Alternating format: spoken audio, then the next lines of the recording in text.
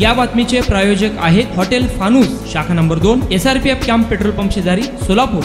आत्ता जे काही लोकांनी पोलीस विभागाला पण अभिनंदन केलेलं आहे, धन्यवाद. उल्लेख करताना आपण नुकतंच आलेले पोलीस आहेत असं उल्लेख केलं होतं. जेव्हा 4-5 महिने झालं संपलं हनीमून पिरियड, आता रेग्युलर कामच लागलं पाहिजे. सो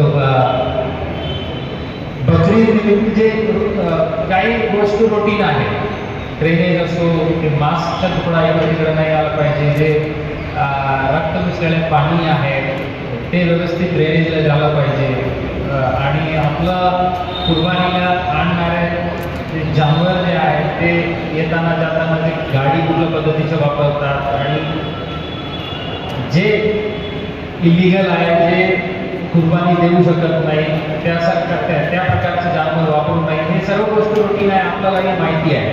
तरी ऑफिशियली आमच्याकडून जे DCP मॅडमनी सूचना दिलेल्या आहेत आणि जे शासन नियम आहेत, जे कायदा आहे ते तंतोतंत पालन व्हायलाच पाहिजे.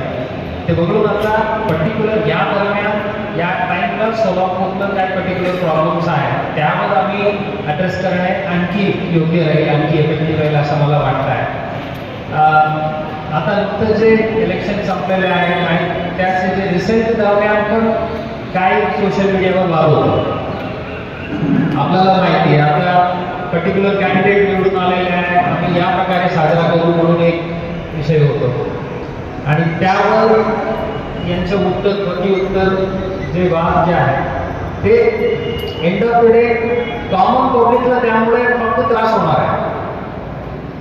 जे लोक लढायचे ते त्यांच्या लढाई फक्त ऑनलाईन चालू आहे. यांनी त्यांच्या घरी बसून मोबाईलमध्ये व्हॉट्सअपला टाकलं किंवा फेसबुकला टाकलं, त्याचं उत्तर त्यांनी त्यांच्या ऑफिसला बसून त्यांनी उत्तर टाकलं. पण आपलं घरचं पोर आहे, आपलं घरचं मुलगा ते कशासाठी रोडवर येऊन विनाकारण जे इतर कायदा जे बनलेला आहे त्याच्या उल्लंघन करून मी आरोपी होणार. सो माझ्या आपल्या सर्वांना विनंती आहे, आता उद्या शुक्रवार आहे, सर्व जण जुमाला हजर करणार आहे, त्या दरम्यान आपणही ऐलान करा, आपणही आवाहन करा. सोशल मीडियावर जरा व्यवस्थित ते हँडल करायचं. माझ्या हातात मोबाईल आहे, माझ्याकडे एक फेसबुक, इंस्टाग्राम हँडल आहे, म्हणून काय पण मी टाकणार हे चालणार नाही. आणि आपलं जे सोशल मीडिया सेल आहे ते वाचणार आहे. काल पण एक युवक आहे, त्यांनी एक बंदूक हातात घेऊन एक फोटो टाकला होतो इंस्टाग्रामवर, ते आता आणलेलं आहे. ते म्हणतात ते आता जे फॅक्ट चेक करून त्यावर कारवाई होणार. आता मागच्या आठवड्यात 2-3 असं आणलं होतं, ते बघितलं तर ते लायटर आहे, किलोनी आहे. किलोने हातात घेऊन टाकणे काय शोध. ते पॅरेंटल फॉलोअप जे आहे, पॅरेंटल कंट्रोल जे आहे तेही जरा असलं पाहिजे. म्हणजे माझं मुलगाच्या मुलगीच्या काय चालू आहे, ते मोबाईलवर कुठल्या प्रकारचे फोटो टाकतात ते बघायला पाहिजे. आता हात्यात टाकून ते फोटो टाकायचे म्हणजे त्यांच्या मार्ग बरोबर नाही. ते घरी बदललं तर बरं राहील, विनाकारण आमच्याकडे येऊन तुम्हाला रबाडवरला येऊ देणे ते योग्य नाही. ॲट द सेम टाईम ते काय फेसबुकला काही कमेंट आहे किंवा यूट्यूबला काही कमेंट आहे, ते कमेंटवर एवढा रोष स्वतः घेणं ते कितपत योग्य आहे, आपणही जरा आत्मचिंतन करण्याची आवश्यकता आहे. आता हे जे आपलं पत्रकारांमध्ये व्हिडिओ टाकतात, हे व्हिडिओ त्यांनी न्यूज करून यूट्यूबला टाकल्यानंतर 100 लोक कमेंट करणार आहे, काय त्यापैकी 50 लोक निगेटिव्ह म्हणणार आहे. पोलीस काही काम करतात, पोलीस काहीच काम करत नाही, यांचं पुढे झालं असं काही लोक कमेंट करतात. ते कमेंट वाचून आम्ही बंद उठवलं किंवा त्यांच्या विरुद्ध आम्ही कमेंट लिहायची, हे यामुळे फक्त टाईम वेस्ट होत आहे. ज्यांना काम नाही आहे ते बसून कमेंट करत बसलेलं आहे. तुम्हाला काम नसलं तुम्ही काम करा ना. आता शेवटी आता आजच्या दिवशी मला बकरीद व्यवस्थित करून घेणं ते माझं काम आहे. यांच्या कमेंट वाचून कमेंटवर मी कमेंट करायची किंवा हे कोण आहे ते काम नाही आहे आमचं. आणि छोटीशी एक कमेंटमुळे तुमचं मन दुखवत आहे, तुमचं धर्म ठीक झालं असं म्हणत म्हणजे ते एवढं इनसेक्युअर. आपलं भारतात कमीत कमी अशा कुठलाही धर्म नाही आहे एक कमेंटमुळे किंवा एक पोस्टमुळे ते वीक होत आहे. आपल्या स्वतःच्या वजनावर तुम्ही विश्वास ठेवा. कुठल्याही एक रस्त्यात जाणारे आणि कोणाच्या कमेंटमुळे तुमचं काही कमी होणार नाही आणि त्याचं तुम्ही प्रत्युत्तर देण्याची सुरुवात करू.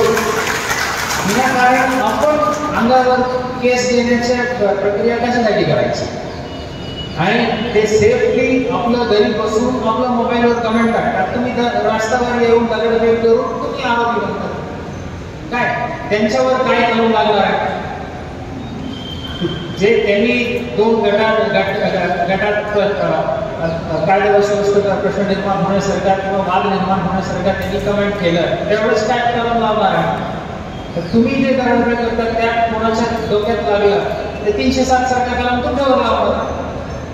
कशाला विनाकारण बातमी करायचं? ते आपलं जे यंगस्टर्स आहेत ते प्रोडक्टिव्ह एज ग्रुपला आहे, ज्यांच्या आता कॉलेज चालू आहे, ते पुढे भविष्यात नोकरीचे आहेत, त्यांना जरा व्यवस्थित मार्गदर्शन करणे आपलं सरकार हे ज्येष्ठ नागरिक आहेत, समाजाचे नेते आहेत, त्यांचं कर्तव्य आहे. सो ते आपण यंगस्टर्सला इन्व्हॉल्व करा, जे सोशल मीडियाला ऍक्टिव्ह आहेत त्यांना इन्व्हॉल्व करा. पत्रकार बांधवांना पण माझा विनंती आहे, काय चुकून घटना घडलेल्या आहेत तेच वारंवार करून सोशल मीडियाला व्हायरल करणे ते रेस्पॉन्सिबल पत्रकारी नाही. काही घटना घडलेल्या आहेत त्यावर कारवाई झाला ते सारखे क्लोज करायचे. ते वारंवार त्याचं थंबनेल वेगवेगळे लिहून टाकायची. ते तुम्ही तसं फक्त जास्ती व्ह्यूज मिळाला तर मला यूट्यूबकडून जास्ती पैसे मिळणार आहे म्हणून ते करायचं असेल तर दॅट बिझनेस इज डिफरंट. तुम्ही एक रेस्पॉन्सिबल पत्रकार म्हणून तुम्हाला आयडेंटिफाय करत असलं तर ते योग्य नाही आहे. ते जरा टाळलं तर बरं आहे. सोशल मीडिया पोस्टबद्दल आणखी एक गोष्ट आहे, व्हेरिफिकेशन केल्याशिवाय रिॲक्ट करू नये.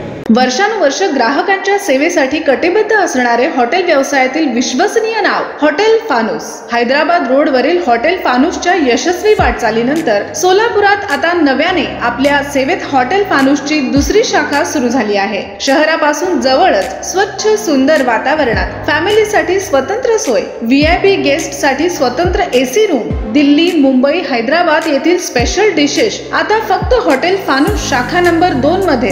या पहा जेवणाचा आस्वाद घ्या. व्हेज नॉनव्हेज सह विविध प्रकारचे डिशेस, तेही तुमच्या बजेटमध्ये. फक्त हॉटेल फानूस शाखा नंबर 2 मध्येच. आमचा पत्ता SRPF कॅम्प पेट्रोल पंपा शेजारी, विजापूर रोड, सोलापूर. संपर्क 98 90 16 47 15 99 75 61 43 17.